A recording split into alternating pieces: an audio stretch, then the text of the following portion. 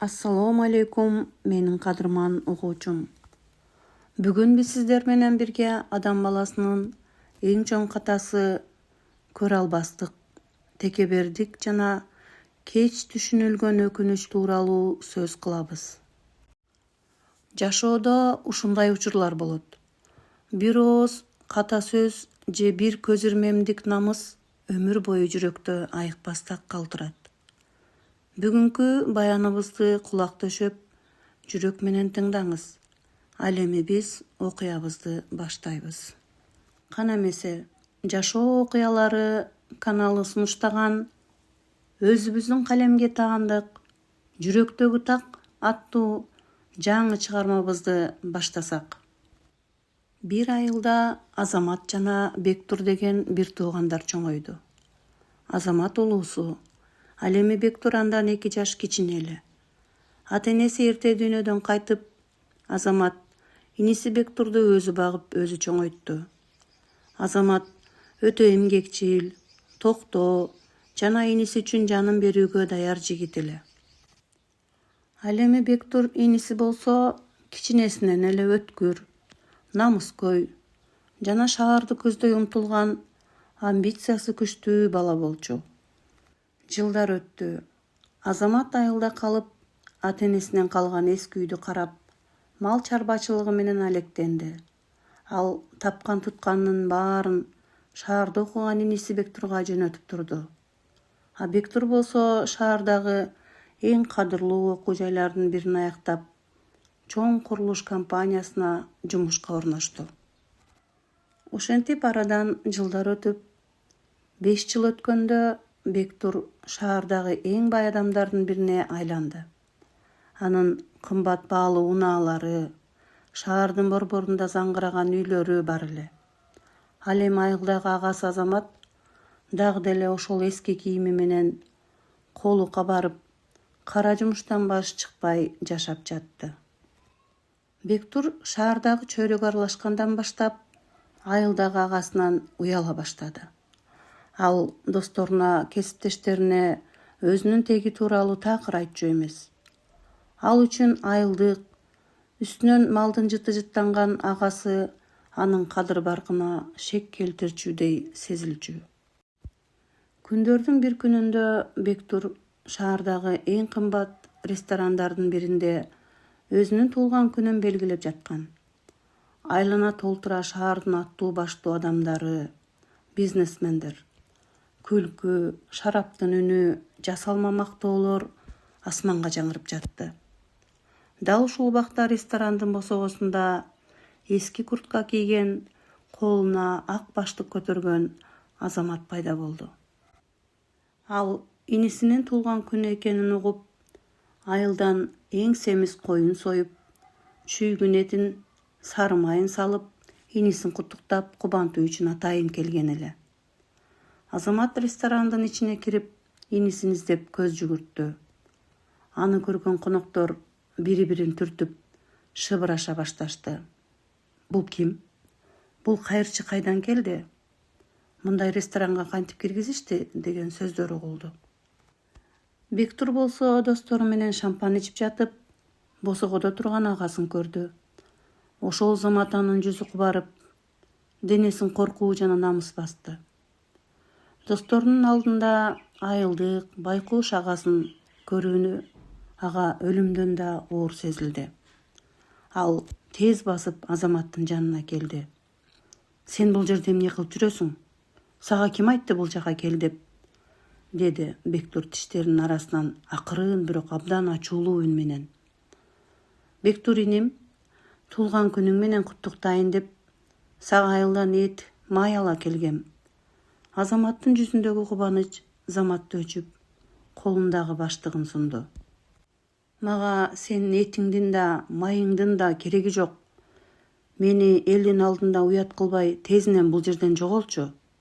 Мен сендей агам жок, деп Бектур агасынын колундагы баштыкты жулуп алып, четке ыргытып жиберди. Бул сөз Азаматтын жүрөгүнө канжар сайгандай эле болду. Ал инисинин көздөрүнө карады. Ал көздөрдөн мээрим эмес, жек көрүү менен текебердикти көрдү. бирок азамат унчуккан жок. Ал болгону көзүнө толгон жашты көрсөтпөш үчүн башын төмөн салып, ресторандан жай басып чыгып кетти. Шаарда жамгыр төгүп жаткан. Ошол окуядан кийин арадан 3 жыл өттү. Бектур агасын бир да жолу издеген жок. Айылга каттабады. Бирок турмуш бул чоң тараз эмеспи? Маңдайга жазылган сыноо Бектурду да аяган жок. 2025 жылдын кыш айында өлкөдө чоң экономикалык кризис болуп, Бектурдун курулуш компаниясы банкротко учурады. Ал ири көлөмдөгү карыздарга батып, сот жообуна тартылуу коркунучунда калды. Кечээ эле аны курчап туулган күндө мактап жүргөн достору заматта терс бурулуп, телефондорун өчүрүп салышты. Бектур жалгыз калды. Ал эч кимге керексиз экенин, шаардагы жашоосу кумдан жасалган сепилдей урап калганын түшүндү. Аргасы кеткен Бектур түн ичинде машинасын айдап, өзү туулуп өскөн айылга жөнөдү. Анын жүрөгү өйүп, агасына кылган мамилеси үчүн ичинен кан өтүп жатты. Агам мени кечирет, ал жалгыз менин калканым деп ойлоп, айылдагы эски үйүнө жетип келди. Бирок үйдүн короосуна киргенде аны эч ким тосуп алган жок. Үй караңгы, терезелери муздак эле.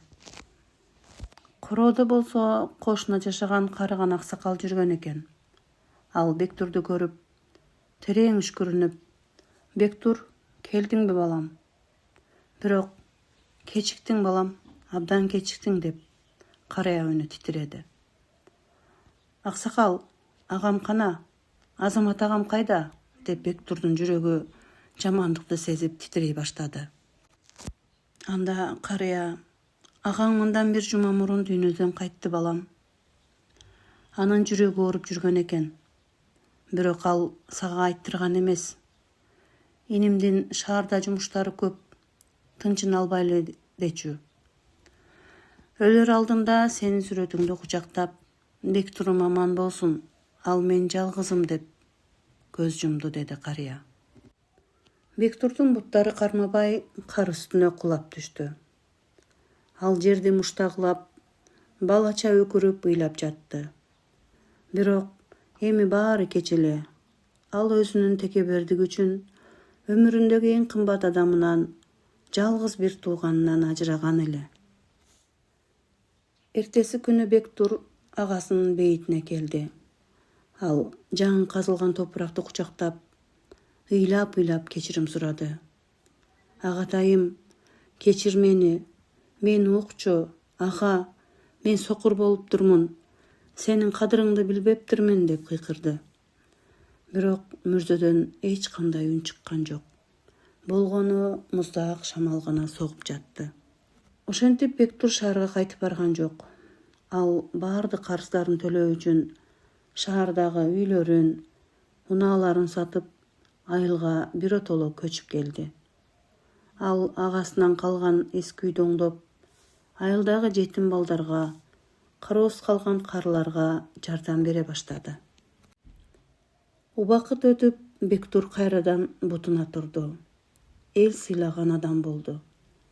Бирок анын жүрөгүндө ошол ресторандагы түн, агасына айткан ачуу сөздөрү өмүрүнүн акырына чейин айыкпас так болуп калды. Ал ар бир ийгилигинде, ар бир кубанычында агасынын ошол муңдуу көз карашын эстеп, ичинен эзилип жашады. Ардактуу жана кымбаттуу угуучуларым, бул окуя бизге жашоодогу эң башкы чындыкты көрсөтөт. Байлык, мансап, шаардын жасалма жалтырагы баары өткүнчү.